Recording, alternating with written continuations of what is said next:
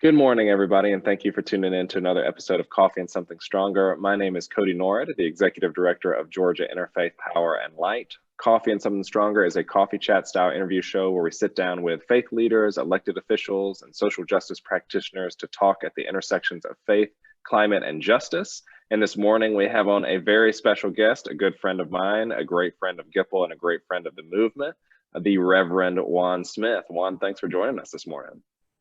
Good morning, Codi. What's up? What's happening? Hey, y'all. I am super excited to be here.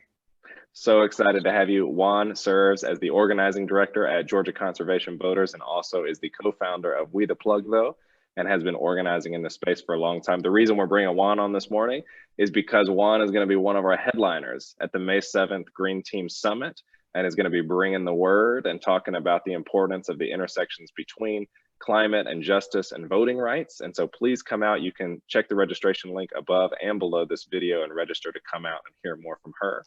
And Wan, I think to set the stage, I'm going to ask you to offer your reading. Excellent. Thanks, Codi. I'm really excited about my reading. It comes from The Cross and the Lynching Tree, which is apropos following Holy Week and Resurrection Sunday, and was written by James H. Cone, who I was introduced to in seminary, who's known as the father of liberation theology. And it reads as follows. The gospel of Jesus is not a rational concept to be explained in a theory of salvation, but a story about God's presence in Jesus' solidarity with the oppressed, which led to his death on the cross. What is redemptive is the faith that God snatches victory out of defeat, life out of death, and hope out of despair. That's so perfect for today. Wan, what does it mean to you? Why'd you bring it here? So it grounds us and level sets this theory of salvation, not in something outside of ourselves, but our ability to intervene and to be procreator and participant in both the individual and the collective salvation. And it centers Jesus's relationship with the oppressed and how God moves through Jesus as a byproduct of that relationship. And so my whole life's work, my ministry has been to try to be an extension of God's grace, of God's mercy, and of God's love for God's people in the same way that I saw as I read the Bible and the holy text in the example of Jesus. So well, you're a person of faith. You've been a faith leader for a while, and combining that with climate action and action on energy burden and other justice issues, I wanted to ask you, what led you to tie those two things together, and what in your faith tradition is motivating you to show up and do this work as a faith leader? It was happenstance, right? Jesus wasn't itinerant. Jesus was on his way to the Capitol marching, and along the way, Jesus responded to whatever the felt needs and the spiritual needs of the people were. And so, I was going about my merry way, organizing, being an activist, speaking to issues that arose as I was just minding my own business. And at some point, one of those issues became environmental justice and energy justice. And so in the same fashion as Jesus, I responded to the call and to the urgency of the issue that was before me. But it was really just that simple. If you would have asked me, you couldn't have told me that I would be in EJ. I couldn't. It wasn't scripted.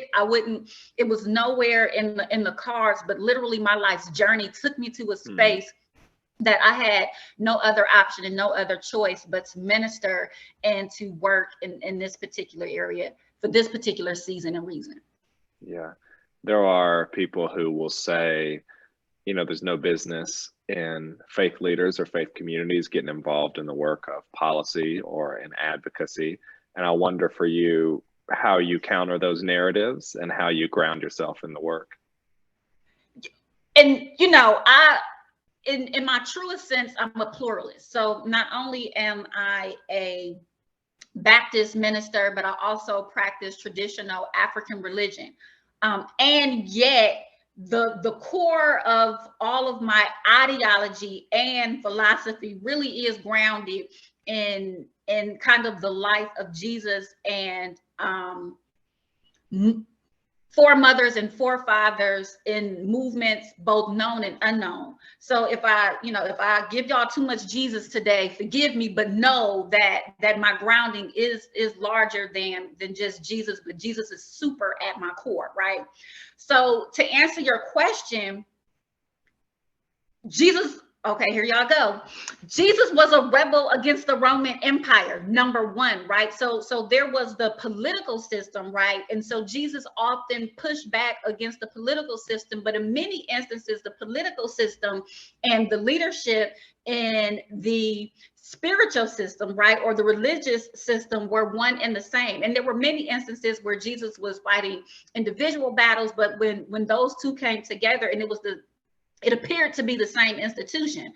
But whether it was Jesus going into the temple and turning over the economic system that had penetrated its way, and then coming out and speaking words, and people literally being so pissed off at Jesus that they ran him to the edge of the town and almost made him fall off a cliff. Like, his words were so powerful. His words were so anti the systems of the day and pro people that it disrupted enough that people were literally willing to kill him even before he made it to the cross. So, it's always been the job of the individual who is doing the work of God to disrupt the systems that are antithetical to the kingdom of God on earth, as it should be in heaven. And so, when people, depending on your lens, it depends on how you read the text, but I see Jesus disrupting all type of, when Jesus gleaned the fields, Jesus was breaking the law. And right. Jesus had to articulate to them why that was the right thing to do, because they had been conditioned to put the structure before the people. So even in the smallest senses, when Jesus healed the sick outside, so all of those things were antithetical and outside of the structure and the law. And Jesus not only did those things, but Jesus also took the position where he tried to reform the entire system. So he wasn't just rogue, even though he was rogue, but he also did reformation work as well. Absolutely. Yeah. Well, preach, Juan. You're going to do it. I'm sorry. That's perfect. No, it's perfect. I mean, I think that you're sort of illustrating that the life of Jesus is a life about activism. It's a life about speaking the truth in the public square and fighting for people. And I wonder, you're engaged deeply on issues of energy. And I wonder if you could talk about, right now we're in the midst of the IRP that just kicked off. We just ended the legislative session. There's always news coming out about Plant Vogtle. And I wonder if you could just talk a little bit about what are the most pressing energy issues that Georgians are facing right now? So I would call out three top things. The first thing that I would say is affordability, right? It pains my soul that in 2022 in the United States of America, or the yet to be United States, that there is a disconnect, or that electricity and energy is a commodity. We need electricity. We need energy to survive. We need electricity to keep us warm and to protect us from the elements in the winter months. And what happened in Texas in recent years, with people literally dying because they were being exposed while inside of their home to the elements, is proof that is factual. We need to ensure that we have electricity to protect us from the heat in the summer months, especially in the warm, hot South, because we know that people too will succumb to heat exhaustion and will fall to that as well. We need heat to ensure we need electricity to ensure that we have sustenance, so that people can put a pot on the stove and have nutrition for the wellness of their body. We need to ensure that homes have electricity so that as children rise in the morning, they can get dressed in an environment that is illuminated so they're not struggling and discombobulated when they do homework in the evening, so that they grow up in a quality environment. So affordability and access is the top priority, and electricity is a human right and not a commodified resource, like we're back in colonialism or imperial ages. So that's number one. Number two is we have to have a commitment. We have to have a commitment to clean and renewable energy sources, right? So I have a shirt on that says energy justice is racial justice. You know, if I'm speaking specifically from both a racial and an economic lens, the dirty industries, whether it's coal plants, whether it's nuclear plants, all of the things that pollute our communities for decades, right? For decades have been centralized in poor and minority communities. When we think about the mining to ensure that, you know, big business survives and the energy industry soars, that happens in an extremely extractive way. It leads directly to cancer alleys. It leads directly to lung disease. And these things fall as another burden on the least of these, right? On the least of these, on the left out in our communities. And not just in terms of this generation, but if we want to ensure that our children's children have an environment that is conducive to their personal interests and well-being, we have to reduce carbon emissions. And since I'm on my preaching horse, we have been graced. We have been graced by the sun, S-O-N, but S-U-N, in this magnificent state of Georgia. So there is enough S-U-N where we don't have to be dependent on carbon and nuclear. We just don't have to. We just don't have to. And then the third is, you know, in the wake of everything that is happening in Europe, there has been more conversation around energy independence and energy democracy. And yet, again, in the United States, there is no energy democracy between the ratepayer and big business. We have to ensure that the people are a part of the utility decision-making process. We have to ensure that regulators, such as the Public Service Commission, cannot block out the voice of the people and cannot continue to institute procedural injustices by removing participation of the regular Georgian and the ratepayer from the process like the Vogel construction management, from the processes like the integrated resource plan, and from processes like the rate case. The voice of the people have to be present, have to be at the forefront of the utility decision-making processes, and bodies, democratic bodies that are elected by the people, like the Public Service Commission, are put in office to represent the people, to ensure that we have safe, reliable, and affordable electricity service from Georgia Power. And it is critical that the voice of the people be a part of the decision-making process. So that's my three, Codi.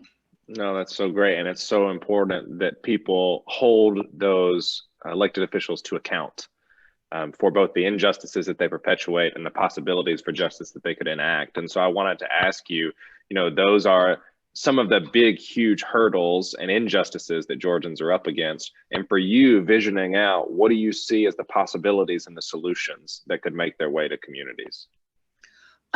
Okay, so my top issue is inclusive financing. So I also do EMC work back in as a result of the 2019 integrated resource planning process. Georgia Power, by way of the Public Service Commission, did like a little demonstration, a tester throughout the state. But there's something called inclusive financing, or on-bill financing, or pay as you save. And what on-bill financing does is it removes all of the barriers for individuals to get energy efficiency and weatherization from their home. So what are the barriers? Well, oftentimes there is a burdensome upfront cost. So if I need to replace my cooling system, if I need to replace my furnace, if I need to replace a refrigerator, if I need to get more insulation in my house, there are two ways that you can do it. You can do it the cheapest way, which may save you money up front, but in the long run, your utility bill will be higher, and it will also result again in more carbon emissions. If you get a Energy Star appliance, if you get a high SEER HVAC system, if you get more insulation and do things to preserve energy, it lowers the utility bill and it helps the environment. But oftentimes it is cost prohibitive. So one of the primary things inclusive financing does is it removes all of the upfront costs. And what it does is it splits up that cost and it adds it on to the utility bill, and it uses the savings because it's significantly decreases the bill. So it uses the savings from the utility bill to help pay back the retrofit from the house. So that's the first obstacle and barrier that's removed. The second is that it's available to both renters and owners. So there is no class distinction. The third thing is that there's no credit check. We're not going to talk about the credit system in the United States, but you don't have to pay anything up front. It doesn't matter if you're a renter or an owner. It follows the meter. So even the homeowner will not be penalized or disincentivized to ensure that the house gets the retrofits and the upgrades because the owner doesn't have the burden. Whoever is benefiting from that higher quality of living, whoever is benefiting from keeping the heating in the winter and the cool air in the summer, gets that small addition to their utility bill, which is really a decrease because there's overall savings, and they're great. So that's one of the programs that I am a proponent of, that Georgia Power as well as electric membership corporations throughout the state could institute. And it is a win, win, win. It is a win for the environment because it decreases emissions. It is a win for the resident and the ratepayer because it lowers the bills. And it is a win for any utility that is not overly consumed with asset ownership, because the less energy you use, the more money you make as a utility when you lower your load. So that's my top suggestion for programs that can help the people and help the environment, Cody. It's wonderful. Thank you so much for explaining that. And we, together have worked on so many of those policy priorities to try to institute those kind of programs because of exactly what you're saying. They're win-win-win type programs. We've talked a lot about what's happening here on the state level, but there's also a lot of conversation happening at the federal level. For a year and a half, we've been talking about the opportunity to pass these massive climate investments that we hope will make their way down to communities and make a huge impact. There is also the Justice 40 commitment that 40% of those funds would go towards the communities that are experiencing the brunt of climate and environmental justice impacts. And so I wonder if you could talk a little bit about what's happening at the federal level and what that could mean for Georgians. And I also know that GCV is helping to co-sponsor a rally with Gipple and several other people next weekend on Earth Day weekend on the Saturday to raise a voice about some of this stuff. And so I wanted to invite you to talk about that. Excellent. So, it was tough work, but we finally got the bipartisan infrastructure plan passed. There's the Justice 40 initiative. There are a number of, there's the executive order that the president passed upon taking office. There are a number of legislative wins that have been gained over the last 2 years that are putting us in a better position to preserve the environment and to do better for the future. The primary challenge that I see is ensuring that now that we have the plans, now that we have the budgets, that there is correct implementation, and that this moment is preserved, not just for this particular administration, but for the next. So, in the spirit of the Justice 40 initiative, it is imperative that those frontline communities make their presence known, because we know that oftentimes it's the grassroots and it's the frontline communities that are doing the brunt of the work with the least amount of resources. But it is time that those organizations are centered, so, and that their efforts are resourced so that they can move their community projects to scale. And everything that we do at the community level, at the hyper local level, those are the things that really benefit the overall movement in terms of climate, in terms of energy justice, and policy, even in the highest offices in this particular country. On April 23rd, at Liberty Plaza in downtown Atlanta, behind the state capitol, a number of organizations, green organizations, justice organizations, are going to be convening from 12 p.m. to 2 p.m. to raise our voices, both about federal issues, the opportunity for a clean climate, the opportunity to do more with what we've had, to stand together in solidarity in terms of implementation, because implementation is key. We have been duped before, but we are going to make sure that we get implementation right this go round, and to raise our voice around the IRP process, as well as the Public Service Commission. So there are going to be a number of issues on Earth, well, the day after Earth Day, technically, April the 23rd at Liberty Plaza from 12 p.m. to 2 p.m. that are lifted. All are welcome. All are welcome. There's an opportunity for any pro-environment, pro-people, environmental justice, energy justice, utility justice issues to be lifted in that space. That's so wonderful. And if you're out there and you're thinking, I don't know anything about these issues, but you care, this is a great place to show up. Show up and meet some people and learn about what's going on. Juan, I'm so grateful for your leadership in this space, and we're coming towards the end of our interview here, but I wanted to ask you, you know, it's a complicated work to do. It can be difficult. It's also a complicated world to live in right now. And I want to ask you, what gives you hope in this work? What keeps you coming back to it day in, day out? Codi, I'm an 80s baby from Cleveland, Ohio. I experienced chemical warfare at the hands of our government in the 80s and the 90s.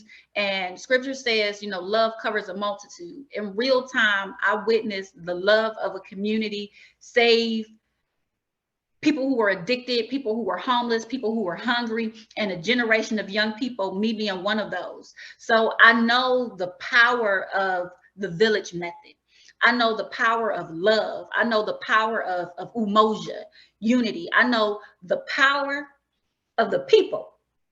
And so there's nothing, there's nothing, you know, we have, they say hindsight is 20/20 every time. You know, so we have the history of a number of movements to give us hope, even in the middle of our holler. There is hope even in the middle of our holler. And the primary thing is that I know God is able to snatch victory out of defeat. I know that God is able to bring life out of death and hope out of despair. Amen. Y'all come and hear Reverend Wan Smith on May the 7th. You're going to want to hear what she's going to bring, more of this. Juan, thank you so much for coming on the show, for taking some of your time. I'm so grateful for your leadership and for your friendship. Everybody who's tuning in, we'll hopefully see you at the summit on May the 7th, and maybe before then at the rally on April 23rd. Thank you so much for tuning in. Hey, thanks, Codi.